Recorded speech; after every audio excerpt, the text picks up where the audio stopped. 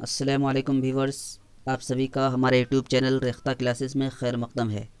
ये वीडियो ख़ास तौर पर नॉर्थ बंगाल यूनिवर्सिटी के स्टूडेंट्स जो उर्दू ऑनर्स सीबीसीएस सिस्टम के तहत तालीम हासिल कर रहे हैं उनके लिए है।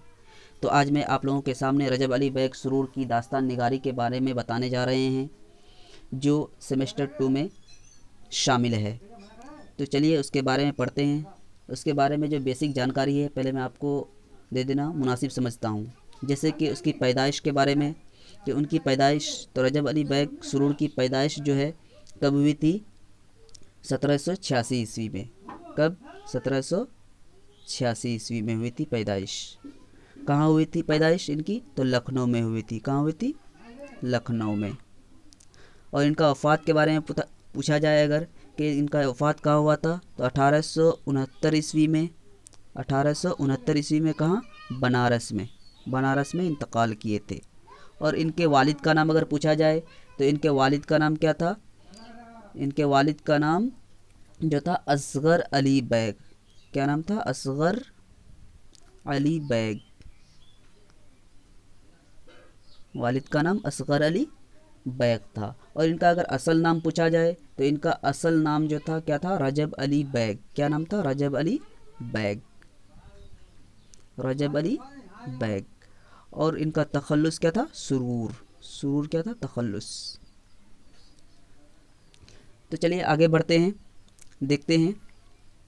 जैसा कि सवाल इस तरह भी रह सकता है,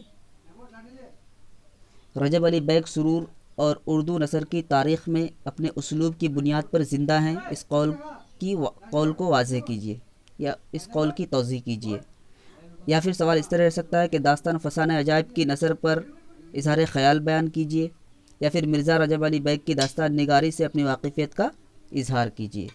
तो सवाल इन तीनों में से किसी टाइप का भी हो सकता है या और भी किसी तरह से हो सकते हैं। तो हम लोगों को लिखना है इस तरह कि अगरचे मीर अमन अपनी तसनीफ़ बागो बहार के ज़रिया सादा और सलीस ज़ुबान की बुनियाद डाली, मगर जल्द ही इस तर्ज़ के ख़िलाफ़ आवाज़ उठनी शुरू हो गई। मीर अमन जो थे उनकी जो मशहूर तसनीफ़ थी क्या थी? बागो बहार।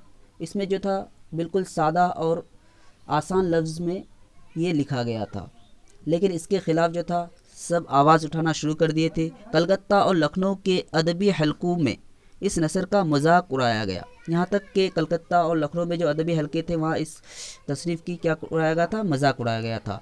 उर्दू की कदीम तर्ज़ निगारिश और नसर को अदबी समझा गया। ख़ुद दहली वालों ने मीर अमन की इस तर्ज़ की मुखालिफत की। उर्दू अदब के दूसरे दौर में कदीम नसरी तर्ज़ पर किताबें लिखी गई जो उसको बहुत कामयाब तस्वुर किया गया।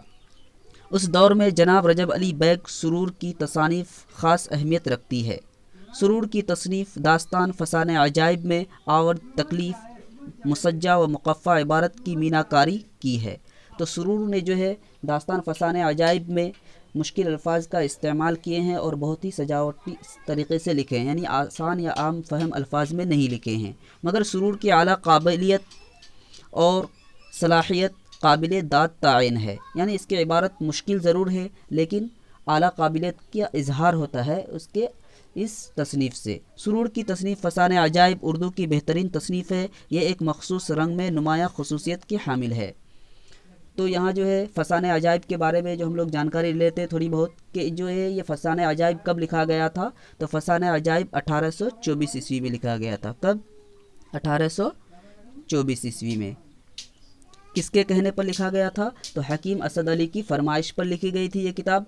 और ये किताब जो था कहाँ लिखा गया था? कानपुर में। कहाँ? कानपुर में। और ये शाये हुई थी ये किताब कब? 1843 ईस्वी में। तो ये सब डेट तारीख़ को याद रखना है।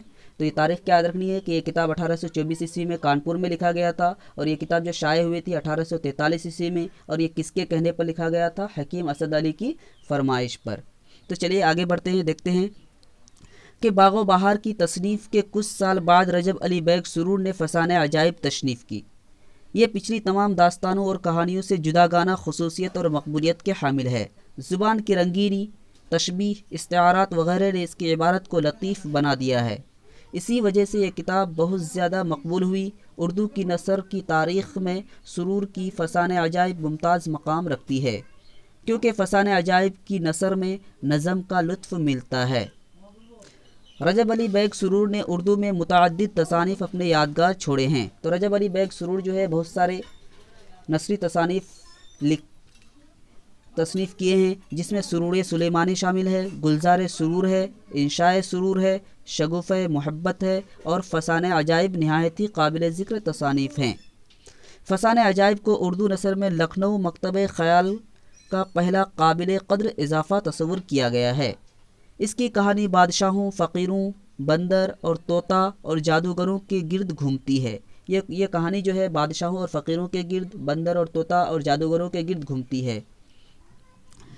پس منظر میں لکھنؤ کے ہی دور کی زندگی نمایاں ہیں، تو اس میں لکھنؤ کی جھلک جو ہے زیادہ تر ملتی ہے۔ یہ کتاب سماجی اہمیت رکھتی ہے۔ سرور کے یہاں اردو نثر میں مقفع اور مسجع رنگ بیانی اور قافیہ ملتی ہے۔ جس خوش اسلوبی سے سرور نے اس نثر کو پیش کیا ہے وہ ان کا ہی ملکہ ہے۔ فسانہ عجائب کی ایک بڑی خوبی یہ بھی ہے کہ اس میں وقت کے سماج کا پورا عکس ابھر کر سامنے آتا ہے، یعنی اس وقت میں جو کیا ہوتا تھا پرانے زمانے میں، اس کا عکس جو ہے یعنی امیج ابھر کر سامنے آتا ہے۔ سرور نے لکھنؤ کے ماحول میں تعلیم و تربیت پائی، وہاں کے حالات سے متاثر ہوئے اور وہی فسانہ عجائب میں پیش کر دیا۔ لکھنؤ کا سماج، رہن سہن، مذہبی خیالات و افکارات کا آئینہ اس تصنیف میں موجود ہے، یعنی لکھنؤ کے رہن سہن، سماج اور مذہبی جو افکار و خیالات تھے سب کچھ اس فسانہ عجائب میں شامل ہے۔ اس مختصر سی عبارت سے ہم اندازہ لگا سکتے ہیں کہ اس زمانے میں لوگوں کے عقائد اور مذہبی خیالات کیا تھے۔ شہزادہ جابکام ساحرہ کے جال میں پھنس چکا ہے، اس نے جابکام کو پتھر کا بنا دیا ہے۔ قافلے میں سب نے بڑے ہی خوبصورت انداز میں پیش کیا ہے، یعنی جو ہے اس میں جو ہے یہ اقتباس دیا گیا ہے فسانہ عجائب سے۔ جو ہے اقتباس کہاں سے اسٹارٹ ہوا ہے؟ اقتباس یہاں سے ہے کہ شہزادہ جابکام ساحرہ کے جال میں پھنس چکا ہے، اس نے جابکام کو پتھر کا بنا دیا ہے۔ قافلے میں سب سے پریشان ہے، اس پریشانی پر لوگوں کے مذہبی خیالات کو سرور نے بڑے ہی خوبصورت انداز میں پیش کیا۔ کوئی کہتی تھی کہ ہمارا لشکر اس بلا سے نکلے گا تو مشکل کو 7 کا کھیر دو نہ دوں گی۔ کوئی بولی میں سہ ماہی کے روزے رکھوں گی، کوندے بھروں گی، کھلاؤں گی، دودھ کے کوزیاں بچوں کو پلاؤں گی۔ کسی نے کہا کہ اگر میں جیسی چھوٹی عباس کی درگاہ میں جاؤں گی اور حضرت شکینہ کا علم چڑھاؤں گی، چہل سرمی کرتے نظر حسین سبیل پلاؤں گی۔ فسانہ عجائب کے پلاٹ میں تناسب، ہم آہنگی، سلاست اور روانی ہر جگہ موجود ہے۔ عبارت کی مشکلات پلاٹ اور واقعات کے بیان میں کوئی رکاوٹ پیدا نہیں کرتی، یعنی اس میں بہت مشکل الفاظ استعمال کیے ہیں جو میں نے پڑھا، آپ نے دیکھا۔ کردار، بادشاہ، بیگمات، شہزادی، فقیر، جادوگر اور طوطا وغیرہ کے بیان میں سرور کو کمال فن حاصل ہے۔ داستان کا خصوصی کردار طوطا ہے، جس کے گرد ساری کہانی رقص کرتی ہے۔ انجمن آرا، ملکہ، مہر نگار، شہزادہ، جان عالم مرکزی کردار ہیں۔ تو اس میں جو مرکزی کردار ہے کون ہے؟ انجمن آرا ہے، اور ملکہ مہر نگار بھی ہیں، شہزادہ جان عالم، اور اس میں وہ نفسیات کے ماہر نظر آتے ہیں۔ مختصر یہ ہے کہ فسانہ عجائب میں زبان و ادب، ماحول، پلاٹ، کردار، واقعات، سماج اور منظر نگاری سب کے سب عمدہ ہیں۔ ان خوبیوں کے سبب ہی فسانہ عجائب صدیوں بعد بھی یکساں مقبولیت کے حامل ہیں۔ تو یہ کمپلیٹ ہو چکا ہے۔ پھر ملتے ہیں اگلے ویڈیو میں ایک نئے ٹاپک کے ساتھ، تب تک کے لیے خدا حافظ۔